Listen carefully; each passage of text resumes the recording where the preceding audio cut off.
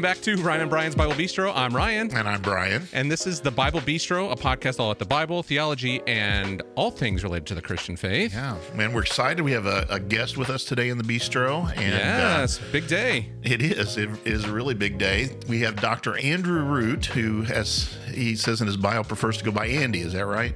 Yeah, that will work for sure. Glad to have him here with us. He's a professor at Luther Seminary in St. Paul, Minnesota. His position's youth and family ministry, but he also has done a lot of writing on culture and theology. Did his degree, I think, at Princeton Theological Seminary, and has done a lot in that area. His wife has a wife, Kara, right? Two kids. You want to say anything more about yourself before we? My wife's a Presbyterian pastor here in Minneapolis. So, have had a 16-year kind of view of life in a small church, and it's been informative. That's good. Well, Andy's written several books, the latest two of which are The Church in an Age of Secular Mysticism and When Church Stops Working. But before we get really into that, I just wanted to say a bit about why we even contacted you. You may want to know why in the world we're wanting to talk to you. But Ryan and I, there's a debate in the bistro about exactly how this happened, because we both had bought Taylor's book, but I mean, you'll agree with this, I think, Andy, that it's pretty daunting when you start reading it. But we both had it on our bookshelves or desks for quite some time. Something happened that made us pick it up, and we decided to read it together. And we were making our way through a pretty difficult text, but also one that I found really engaging and helpful. Maybe we'll talk more about in what ways. But I had another former student who along the way said, "Hey, have you read," when I told him I was reading Taylor, said, "Have you read anything by Andrew Root?" And I said, "No, I have never even heard of the guy." And so so I picked up Take that as that feels great. This I was going to say, Brian, you're not really endearing yourself here, man. We've heard that name everywhere. Well, so I picked up, this will redeem me, maybe. I picked up Faith Formation in a Secular Age and started reading it. And before I'd even finished chapter 2, I'd already called two of my buddies who both are on the mission field. And I said, "You guys need to read through this book with me." Some conversations we had. I said, "I think this is going to be exactly what you need." And so we've read through that together. I pretty soon called Ryan and said, you really need to read this. The thing I appreciate about it, it helped me understand Taylor even better, I think, in some ways. But what I really appreciated is you're kind of saying, here's how we should respond to this this situation or the society that we find ourselves in relation to Taylor. So I really want to say I appreciate that. Since then, we've read some other stuff. We've discovered your podcast, a really good podcast we enjoyed. In fact, I just listened to your latest episode, if you want to say anything about that. I found it really interesting. But that podcast is... I found it under New Time Religion, but lately you've named it after your book, When Church Stops Working. But I will say this, Andy, if it helps at all, since I've become aware of you, I mention you all the time, and there's been several people that I've mentioned you to said, "Oh yeah." In fact, I was in Maggie Miley's pub, which you'll know. Ryan, there in Normal. I was there the other day, and one of my former students walked in, and we were talking, and I said, "Hey, have you heard of this guy, Andrew Root?" And he picks up when he had a stack of books with him, and he picks one of them is When Church Stops Working. So you are out there. You've redeemed yourself. Now I don't feel you are quite out as, there. Yeah, quite you are as out small. there. Yeah. You're out there. We're done. It really says more about my ignorance than it's. There it is. It's more about him, not you. Yeah. So anyway, I wanted to start though just this discussion by asking. I'm interested in because Taylor underlies basically. I think you said even your latest podcast, he's the patron saint of your podcast, right? Yeah. And he underlies all your books. You refer to him frequently. How did you first get interested in him? Is one of the things I wanted to hear about, and why did you find it so important, you think, to concentrate? It's a great question. I remember being asked, I was like a new faculty member, assistant professor, and being asked to review A Secular Age. It was probably 2008. That book came out in 2007. It was fairly early on. Wow. And it really did take like the theology world, I think, a good 3-4 years to kind of catch on to the significance of that book. And I think we're still trying to catch up in some ways. But I remember reviewing it, reading it. I mean, first of all, I said yes to the review and figured it would be, like a 300-page book, and then went to my box and had it sent to me, my box at my school, and it was this tomb of a book, that I was afraid if it fell on my head, it would concuss me, like just an incredibly, put it on a low shelf, people. That's my first point of advice. But read it and like had no clue what was going on. Ended up writing, a 700-word review or something. Was like, I don't know that I know what's going on here. I had a sense that it was a significant piece of work, but it was done. It did look really good on a low shelf, to have read that book, and kind of forgot about it, to be honest, or try to move on. And then I had a Templeton grant. And in that Templeton grant, we were doing some faith and science stuff with young people, particularly with high school age kids, and we did some surveys with them. And all of a sudden, like these flashbacks to Taylor and what they were saying.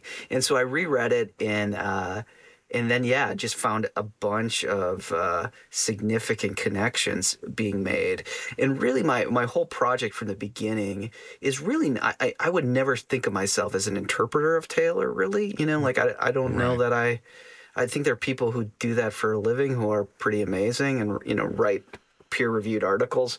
I feel like I've mined Taylor to be able to descriptively name something and then try to give a theological response to it. Yeah. And my theological response is very Protestant and would probably make Taylor very uncomfortable as a Catholic, but it's very, so that's been really, and I've gone back to him, and there's a Catholic priest I know in Australia, and we both agree that A Secular Age is kind of a magical book in the sense that every time you read it, it's different. There's some kind of, he needed an editor, as people often say. It's 770 pages. But one of the beauties of not having an editor is you can dive in and you see arguments and depths that you didn't see the last time you read it.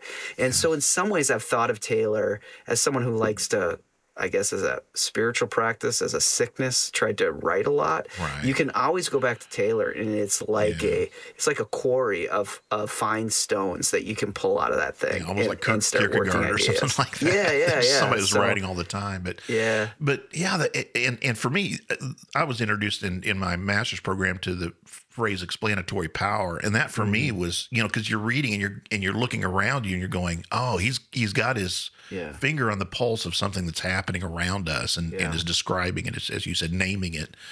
So, and so you think, I mean, you kind of answered that question, but you think it's important for the church just because he's describing kind of our situation?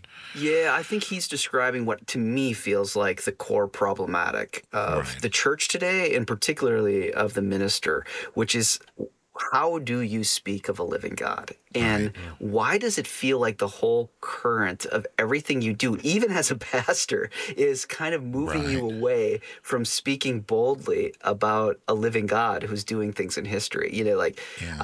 In some sense, in the mainline, people are embarrassed to talk like that.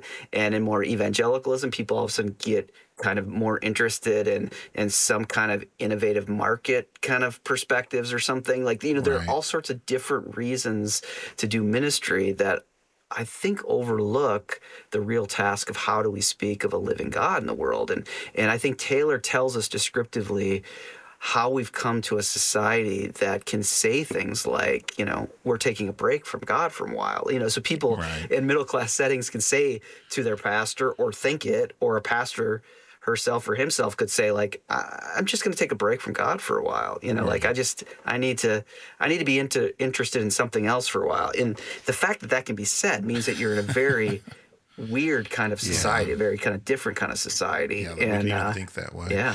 And as we had we did a episode a few weeks back where we kind of talked about this, and Taylor's term social imaginary is he's saying this is something even the church is affected by. And that's what I think is really important. This is so pervasive in our society that we kind of unconsciously do it. I've used this as an example a couple of times. Who's your co-host on your podcast? What's his name? Derek Tronsgaard is his name, He used the example, I think, when he was out with a group of pastors at a restaurant. And this to me was, the light went off when he said this, but he says, we're getting ready to pray aloud in this restaurant, and here's this group of pastors, and we kind of feel sheepish about it. Yeah. And I think that speaks to he said that's the pressure, right? That's the social imaginary kind of pressing on us. Yeah. And that was when you and I picked up, Andrew, your book, and when we read Taylor, one of the things that kind of messed with us was thinking through the pre-modern and thinking through the problems we have in the church is like, how do we make church touch the transcendent in some way? Yeah. Like realize that there is something different about that. And I think, as Brian said, the explanatory power is we kind of went through your book to see that you're kind of explaining in some ways, Taylor has this huge tome from 1500 to, right. Today, yeah. But you're kind of focusing on this really unique time of, especially U.S. history of what's going on and what's happening in culture and how we start to get to this place of, the Nova effect of, going through all these different things of belief. So I'm interested, I think the most interesting for me is like that you're in youth ministry and you saw this, like I teach a Sunday school class for kids and I've got 2 kids right now. And how did you get into that? It seems like you kind of came in the back door to talk about these problems. Why from that perspective? Yeah, I mean, that's a good question. I mean, by no sense am I like a moral philosopher or something, which is kind of how people come in or some kind of analytical theologian who then, is congruent with kind of moral philosophy in some ways. But really, for the most Well, yeah, I would say most directly, I'm a professor of ministry, so that's really my concern. And so there were certain kind of cultural philosophical elements that Taylor told us about. But as someone who really is attending to ministry as a form of action, I also really want to attend to ministry as a form of divine action, that God acts through ministry itself, that God is a minister into the world, bringing salvation, bringing healing, bringing new life into it. And yet it's so easy, I think, for Protestant pastors right now to almost undersell ministry. If they could somehow be a business expert, or if they could somehow be, even a trainer or a life coach or a therapist, or all of those things seem to have more value to them than what it really means to be a pastor or a minister, what it really means to see your life as giving it over to the practice of ministry. And so I really came at Taylor with a theological interest in trying to lift up ministry as the place where the divine and the human encounter each other. That when we participate in these moments of really caring for others, when persons are deeply in relationship and sharing each other's experiences of death for the sake of life, then there is an experience of revelation. There's an experience of God and making God self-known, of new life breaking forth. And again, Taylor kind of gives us the reasons why that's a hard thing that goes against the current, like you were saying. But yeah, so it really since my earliest days writing and thinking, it's really been Bonhoeffer's question that's framed me more than anything, which is, how do you name the concreteness of revelation? Like how do you name to people the way Jesus Christ is unveiling himself and bringing new life to people? Like that's the real challenge.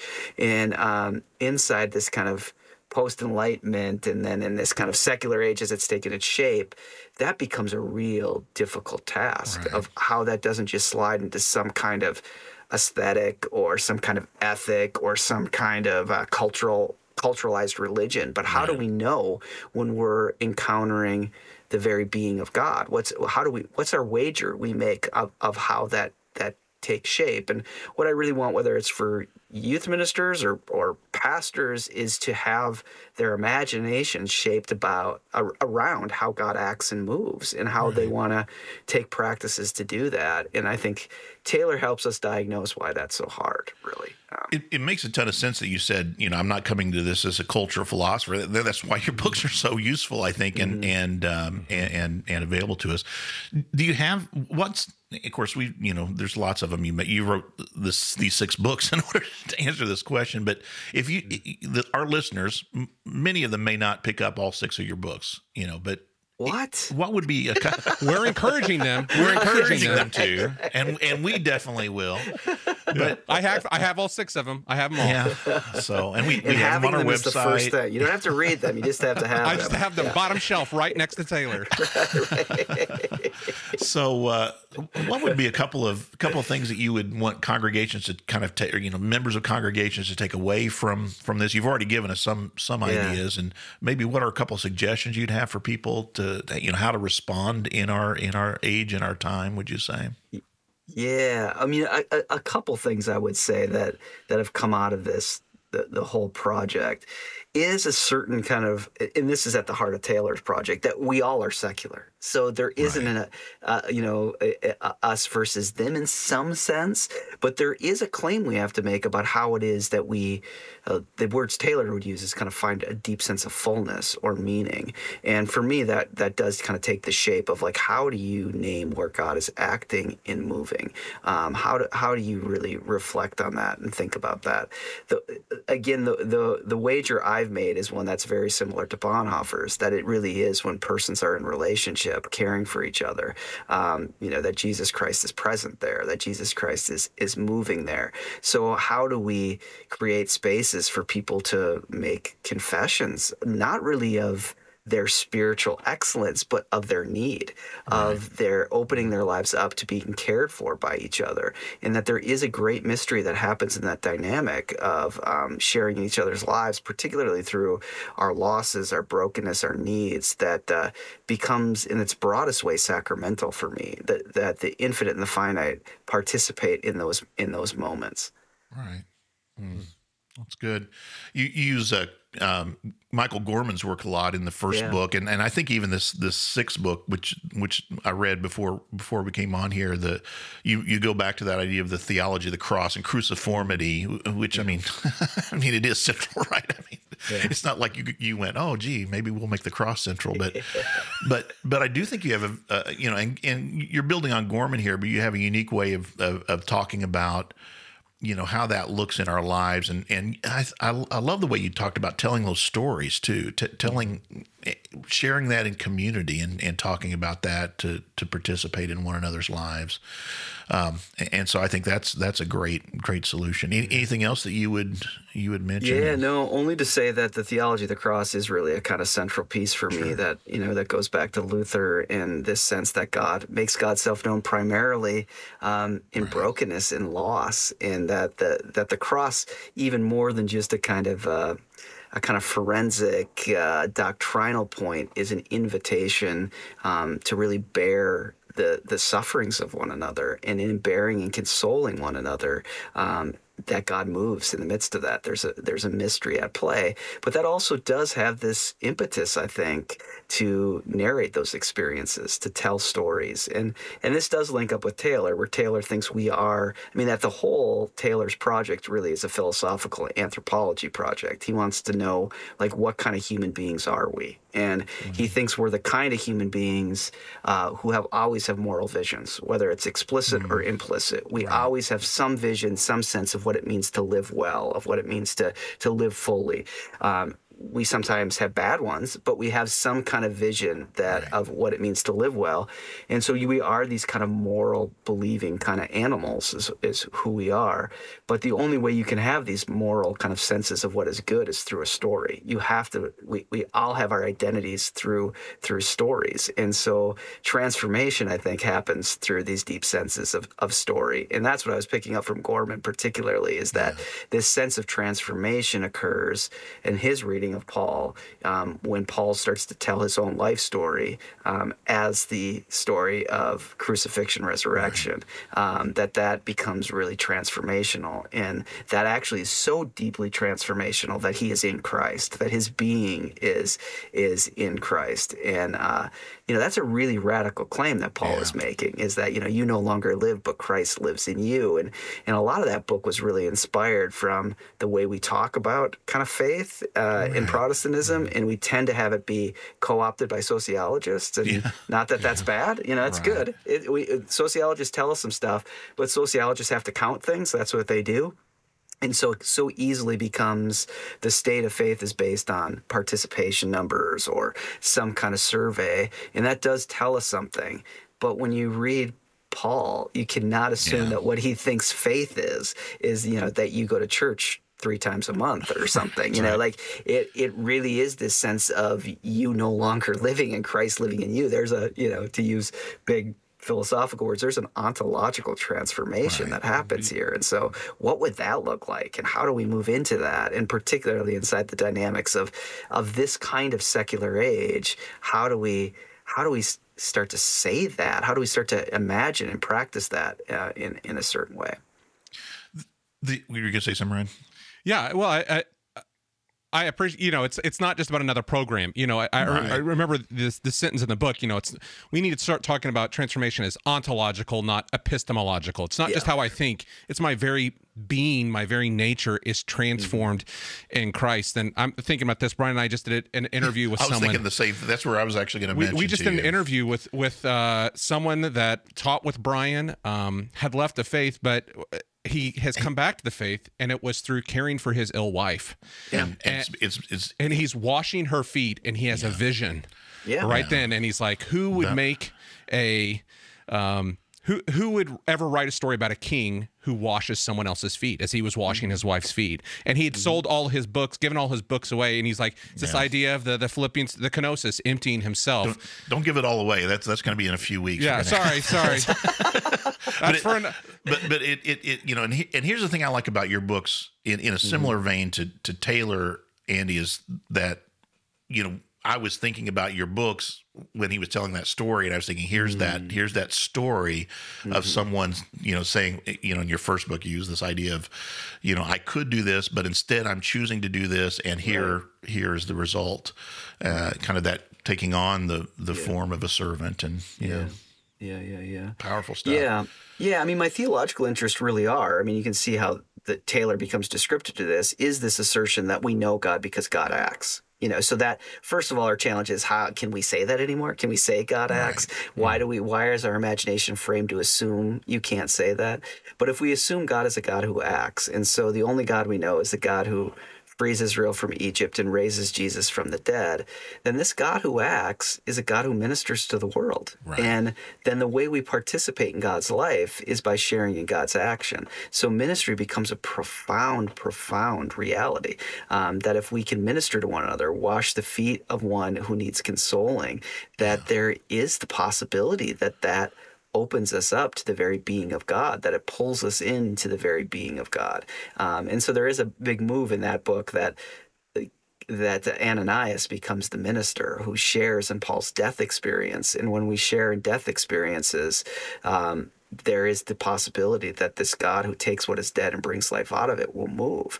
And so ministry becomes this incredible burden, but this incredibly beautiful thing of walking with people in the midst of their death experiences, of creating space for them to tell the stories of their death experiences, and to always giving them visions of how God moves inside death experiences through the scriptures. That's good. I'm just curious, what kind of response have you heard? Here's really what I want to know. Have you seen examples, or people come back to you and talked about, here's how we've implemented your program in our congregation, and what kind of responses have you seen? What have you heard that people have done in response to what you've written? And yeah, that's a great question. And I always, when anyone asks me that, like totally freeze. Like my brain just goes like, are there people out there? I don't know. Does anything exist beyond this room? Like all of a sudden I have my Matrix experience or something. Well, I mean, this is in some sense a cop-out, but also maybe the most legitimate answer is that it's really lived out in our little church in South Minneapolis that my wife's the pastor of. And there are others. I have a grant that a Lilly endowment grant where we have 24 pastors who are in cohorts, and they're really trying to live into it. But one of the things that we're discovering with this is it's a lot of waiting for the event, waiting for the unveiling, waiting for the moment of someone to make a confession that they're at a death experience. And so it becomes much more of a posture, I think, than an actual doing. Like, you know, we've done all this. There's a lot of storytelling. There's a lot of ways of folks preaching kind of sermons that connect with this stuff. But really, it's ultimately a kind of invitation to the long, slow walk with people, you know, the faithful walk in the same direction. And that's what I've heard more back, is that I think one of the greatest privileges I've had writing these books is there's been a lot of pastors and other ministers who've told me, like, these books have kept them in ministry, that they were at a point of burnout, that they were at a point of despair, and that this gave them some encouragement to continue. And to me, that's the ultimate privilege and ultimate compliment. Yeah. So just for clarification for our listeners, when you say death experience, you're talking not a physical death experience, but the spiritual, like telling the story of how, or it could be an actual physical death experience. Yeah, I mean a deep sense of kind of loss, of need, of coming up against your limit. You know, like in that Acts 9 story, Paul has a whole story he's living on. I mean, it's very, my read of it is most definitely inspired by Gorman, but also kind of Taylor's anthropology here, that Paul has a sense, and this is Gorman's point, that he has Phineas on his mind, you know, that he's going to be the one, like Aaron's grandson, to purify the boundary, to make sure that everything's in right order. And so therefore he's going to go persecute this crazed group of folks who are saying that this dead Nazarene has risen from the dead, and then he's knocked to the ground, and judgment comes upon him in the encounter of the person of Jesus Christ, and his whole story, he loses his whole story. And so it becomes a death experience of everything he was living for, of his very identity of who he was lost, and it's given back to him in a very different way. And now he has this identity that he no longer lives, but Christ lives in him, and that out of some experience of loss and need and of brokenness, that he finds the ministering Spirit of God who brings new life. So that's what I mean. I mean it in a kind of broader way than just dying, though that's part of it, obviously. Yeah. And you know, we're considering all these things rubbish for the surpassing to know Christ, basically. So the other, I like that, and I'll tell you, it's changed my preaching. A few years ago, when we're working through Taylor, you know, I kept saying to my church, "There's this book that's really kind of rocking me," and I think some people took that to mean you're losing your faith, or you're questioning your faith, which wasn't it at all. But it was more, wow, this is, like you said, it's showing me the problem. It's showing me why we have the rise of the nuns, as we've talked about before, why we have lessen church attendance, why we have young people who don't seem to be as engaged as their grandparents, especially, and parents. So that's what I meant, and it left me kind of like, I don't know what to do, right? I see the problem, I don't know what to do. But I will say your books have given me language and has changed my preaching already, and some of the questions I've been asking recently really have to do with what does the church have to offer that other organizations? You use the illustration. I think I can't remember if this was in your podcast or in a book about sports. You know, you're like, Sunday sports isn't the problem. The problem is, why do kids seem so much more engaged in that? Why does that give their life meaning in a way that their participation in church doesn't? You know, their participation in the body doesn't. So it's helped me too. I'll say. I just was wondering if there were other people who were kind of putting it into practice. I can't wait to hear about the. Well, I know as soon as we're done, I'll think of like 3 examples that are, you know, like that would have been like, oh gosh, that would have been so good. But has the reception been mostly positive then? Would you say to your whole project? Yeah, I mean, except to people who don't know who I exist at all, like you, Brian. I mean, other. Well, thankfully, I had someone. I want you to know I appreciate you for roasting him. Yeah, Ryan's usually usually the one that gets roasted on this podcast. That is the truth.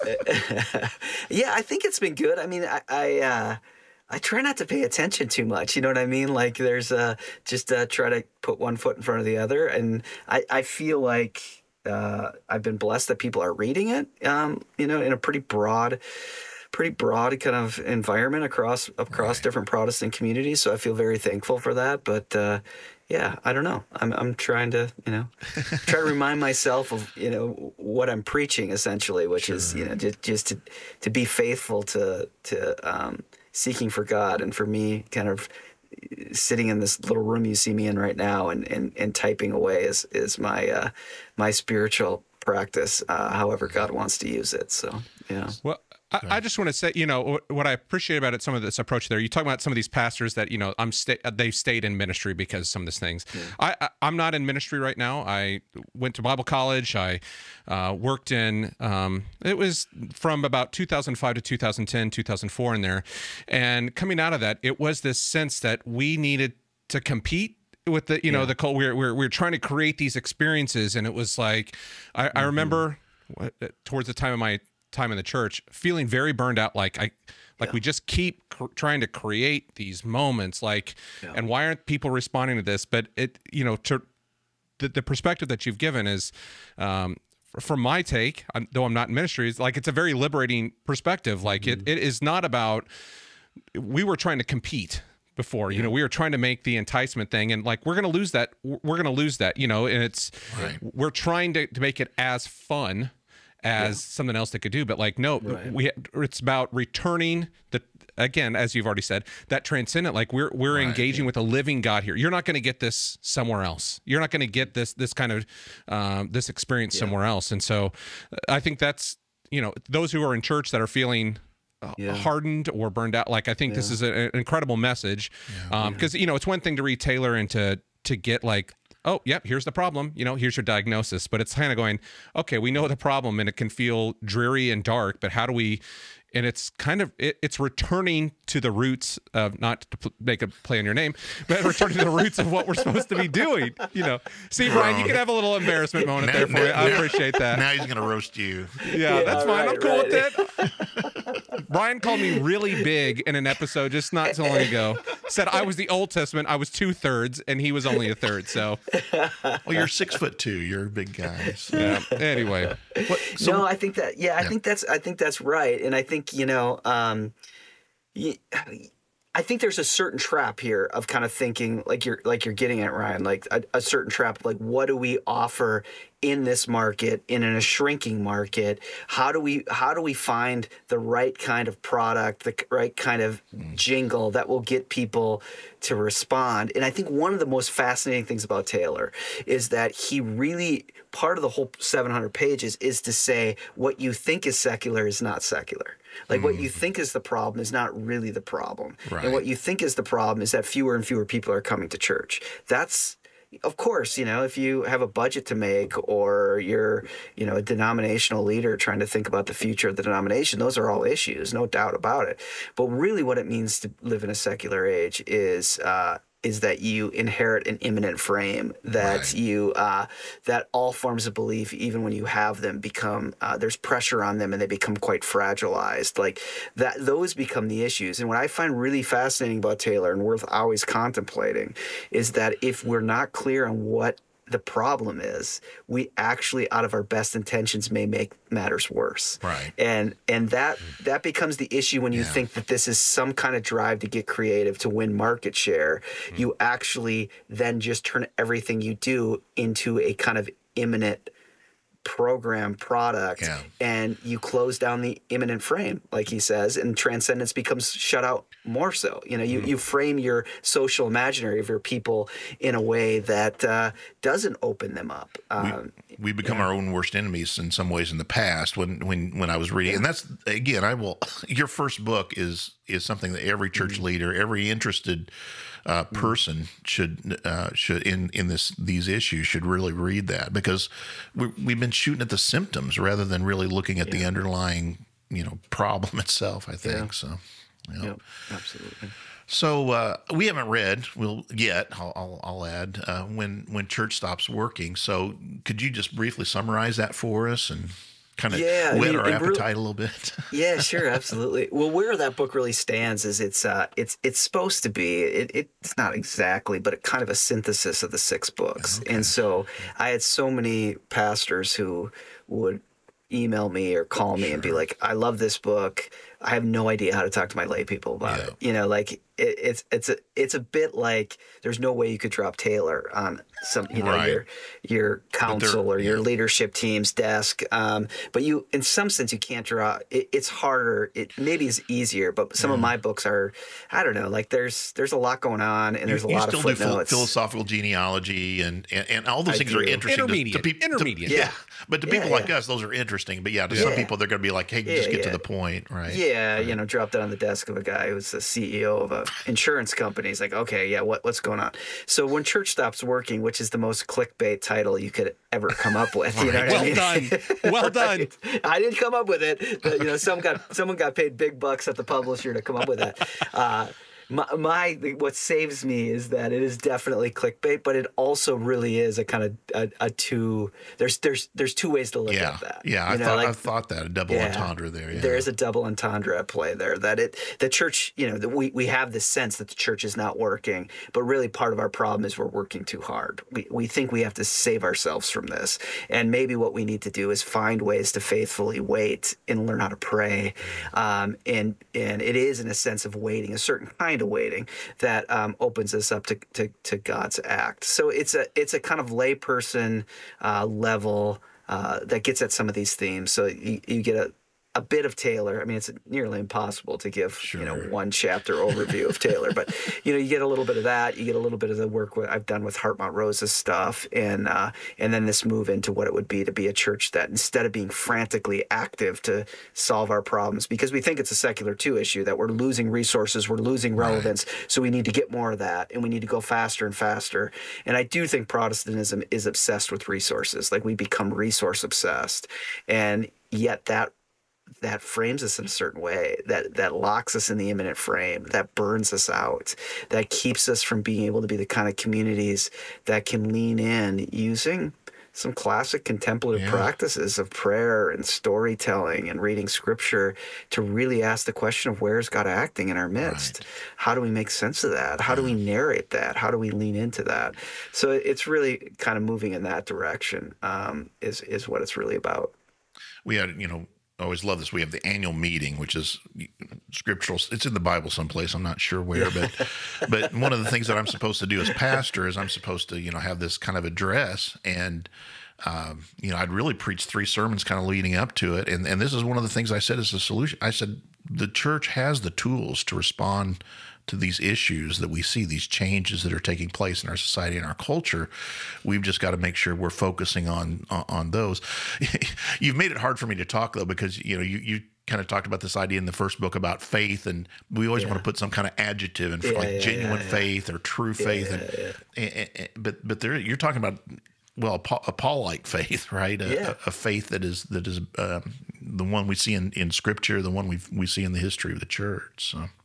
Yeah. Well, that sounds great. Well, that will be helpful, because I already do have some members that are reading Faith Formation: A Secular Age. Cool. I mean, it just we've got to get a hold of this if we're going to, I think, make any kind of. That's the idea of it, is that it's a kind of an accessible take on some of this. So my question is, what was your working title? What did you call that file when you? And I know how it works. What did you call that file when you first created it? I think it was called The Waiting Church. Oh, okay. That the church was about waiting. And it was, you know, which is a very countercultural move, because there's nothing we hate more as late modern people than waiting. You know what I mean? And yet our real move is that you see this biblically, like in the move from Luke to Acts. Sequels are always interesting. How you start the second, you know, you can start it right where you left off, or you can start 5 years earlier or 5 years later. And Luke starts his sequel in Acts the second after the gospel ends. Acts starts, and we often love, you know, the Acts 2 and, you know, the after Pentecost, and we particularly love the scripture verse, and thousands were added to their number. Like, that just is a delicious thought. That's an American. That's an American it's passage so right American. there. It's so late modern American. It's unbelievable. But really, the first command that starts the church is Jesus' command to the men on the road of Emmaus to return to Jerusalem and to wait, to gather and to wait. The church, that's how the church starts, in waiting for the Spirit to arrive, and waiting for Jesus to unveil Jesus' self. And And in this particular cultural moment, I think we would do better kind of being an Acts 1 kind of church than an Acts 2 kind of church. And neither are mutually exclusive, obviously, but there's a sense of what it means to kind of wait together for the Spirit of God to move, for Jesus Christ to reveal himself. And listen, to wait, to listen, and to pray, all those, I've been saying over and over again, prayer is such a countercultural act. Now it's really become a revolutionary act. If we really are praying, believing in the living God, waiting, like you said, waiting for him to act. So. Yeah, and praying our disappointments, like those disciples are. They're disappointed, they're confused, they a little bit foreshadowing Paul there. They've lost their story. They had whole ideas of what was going to happen here. They'd given their lives up for it, and they're sharing in having these moments of consolation, and the Spirit comes and speaks, and they're ready to respond. Well, Ryan, do you have any other? I'm going to ask my last question. This is kind of a selfish question, but I'll let you go first, and then we'll ask if you got any other upcoming projects you want to talk about. But Ryan, do you have anything? Yeah. So how has this played out in your small congregation there? You talk about you can only talk about how are you seeing it play out, in your congregation? Yeah, where I really see it playing out is, first of all, this deep sense that in this small church, everyone is a minister. That there's a real move away from kind of being consumers of this or getting something out of it to what it means to come together and be ministered to as a community, but then sent out into the world to minister. But the other element that I think is so important that, especially as a seminary professor, I'm so concerned about is that inside these narratives of decline, that we lose this kind of core pastoral task of what it means to walk with people as they live and die. And so, one of the most formative experiences we've had in our community is that right at the beginning of the pandemic, a relatively young woman in our congregation in her early 40s with a young daughter got diagnosed with breast cancer.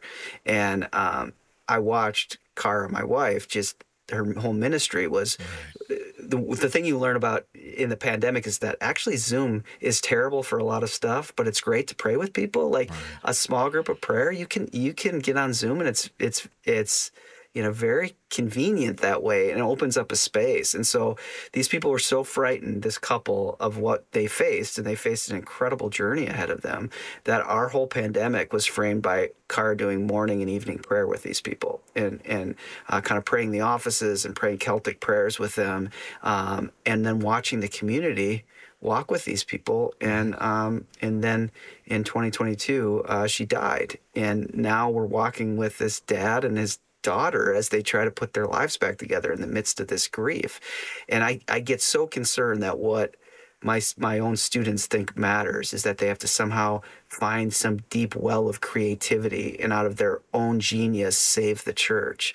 And that these pastoral practices of just walking with people in these incredible sacred moments of living and dying gets lost. And, like you said earlier, Ryan, there's nowhere, absolutely nowhere in our society where someone will just walk with you. I mean, there's people you can pay to listen to you. There's apps that will, allow you to get hacks to your life to, deal with your anxiety or whatever. But just to walk with you, just to be with you and prepare you to die well, hopefully in decades, or just to now face your illness and die well. There's nowhere. Most people in our society will turn from that and run from it. And I don't want us to lose that. I don't want us to lose the task of the incredible privilege it is to be a pastor and to walk with people in that way.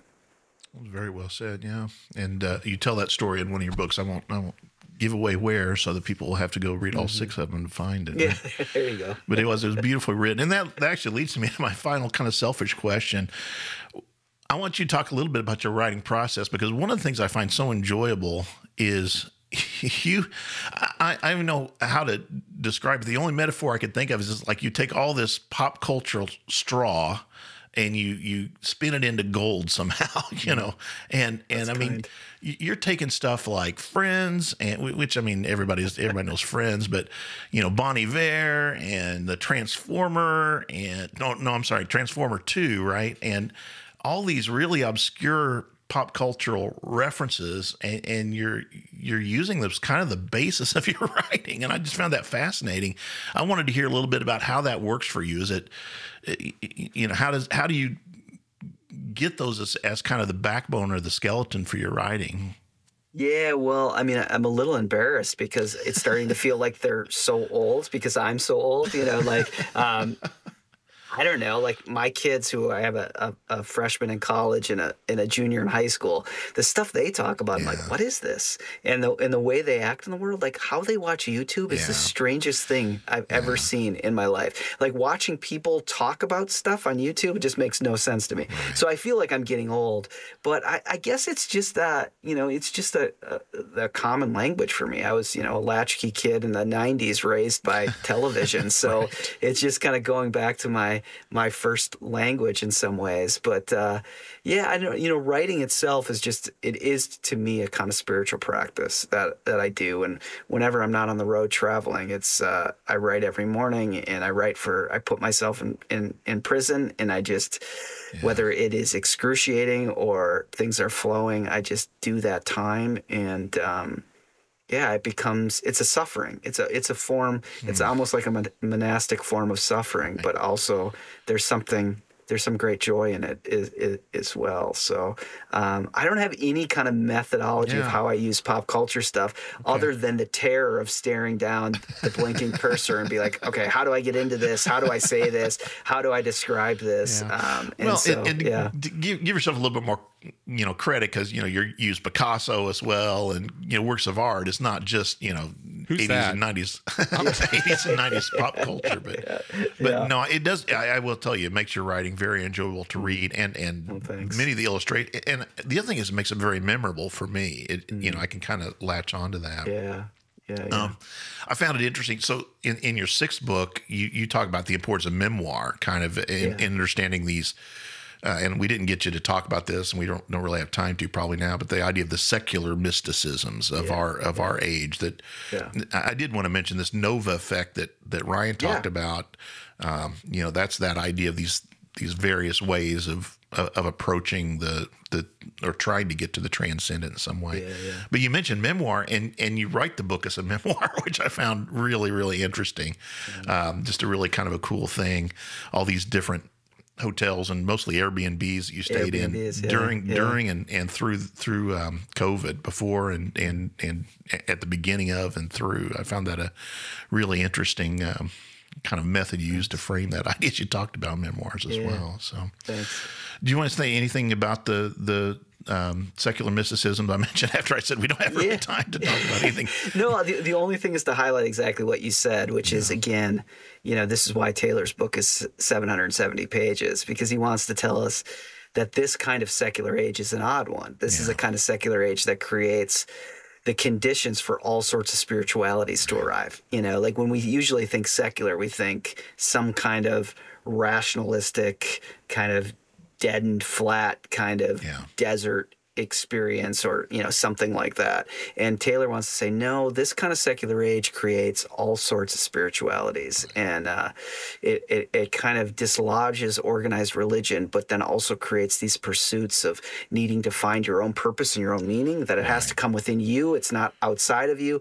Well, that's a big burden. And all of a sudden you feel like you need meditation or yoga or a mindfulness app, or just the direction of trying to get your kid into an elite university or something like that. All of a sudden becomes your spirituality that gives your life meaning, that helps you cope with the anxieties, that helps you cope with really guilt, the sense that you could do more with your life than you have. That was really interesting. You talked about this return of guilt, and it's a different kind of guilt, because we don't feel guilt about sin any longer. You know, we don't feel like there's somebody outside judging, but it's our own perception of ourselves. So, well, explanatory power here, and I've talked about this in one of our other 140 episodes at some point in my own life.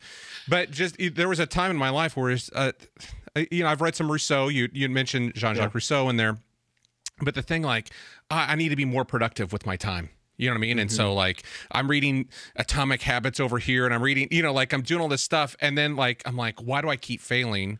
And I feel terrible because I'm failing. Like, and I get caught in this rabbit wheel or mouse wheel, whatever. I don't know. Do rabbits go on wheels? Do rabbits have wheels? I don't know. They could. You could invent that. That would be amazing. Yeah, You rabbit better get wheel. quick. I got it. Made for TV. Hamster, all right. So anyway, hamster wheels I'm on a hamster wheel and I'm spinning there, and I'm like, it's like I you know, if I could just do this, I could do better at my business. I could do better for my kids. I could do all this stuff, and it turned into this. As you were explaining this in your book, this idea of guilt. Like I know I could be something better than I am. Yeah. You know, like I see this guy doing it, and that can be me. And why can't I do it? And so it creates this.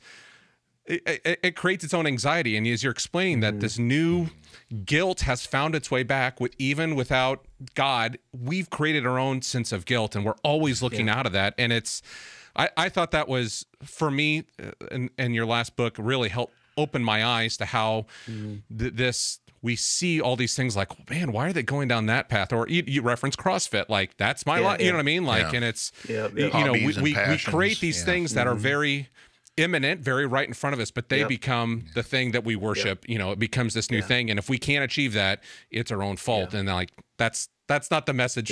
That's not the message from God. We're not magnificent, as you repeatedly say in there. Yeah. So I forgot what I was going to say just now. Anyway, is there anything else that if you care to, you want to talk about anything you're working on now? Obviously, you say you write every day. So what are you working on now? Or give us a glimpse into the future here. Well, I think probably the best glimpse into the future is just I've been working on. I promised people that this will be it. That the Ministry in the Secular Age series will not. Well, he said at the beginning, it turned into 6. Yes. So, it's a chiasm. You know, it goes like. Right. Chiasm is a good way to think about it. Yeah, I told somebody like I'm gonna have to be done at 6, and they're like, "Well, you know, 7 is a holy number, completeness here, man." And you then said I thought, so is 144,000. 40 is a holy number too, and I don't want to go that route. So 1,280, Yeah, right. So this will be the end of the series, but I just finished a project that could easily be number 7, which is to kind of think about evangelism inside of this kind of Taylor-esque in the kind of theological work that I've been doing inside of it. So that will come out at the end of this year or early 2025, I think. And so so that's where we're going. And then the next thing I'm really working on, I don't know if it's going to work or whatever, so I'm even hesitant to say, is I'll just drop this if it never comes out. Then people, is that I'm trying to read next to the Protestant narratives of decline that we have here. I'm trying to read 1st and 2nd Kings next to it, because I think there's an interesting dynamic at play with to see 1st and 2nd Kings as a message maybe to our moment. We'll see if I'm successful. That sounds interesting. I'll look forward to that. So, I remember what I was going to say is in your. I was glad you referenced William Cavanaugh in your last podcast. Another one of my favorite Roman Catholic philosophers. But I thought that was an interesting. But thank you so much, Andy. We appreciate it. Thanks for having me. Thanks for giving up your time and being on here. And best wishes. And we love your work. We recommend it all the time. Encourage our listeners. Go ahead and pick up one or all of his books. And you know where you could find those? At thebiblebistro.com. If you're interested in this, so we've referenced the secular age. I'm going to tell you, if you're not in academia, probably the secular age is not for you. Don't waste your money. Buy Andrew Root's books, and you can find those at thebiblebistro.com. Amazon link. We get a small portion of that. But Andrew, thanks so much. I really appreciate it. Like, this has been great. I think this is going to be a lot of great information for. We have pastors that listen to this that we know that are actively in ministry, and always looking at how do we help our congregations live into the work of Christ and be in Christ. So thank you so very much. I appreciate it. Thank you. Thanks for having me. It's really fun. All right. Thank you. Take care. Bye-bye. Bye.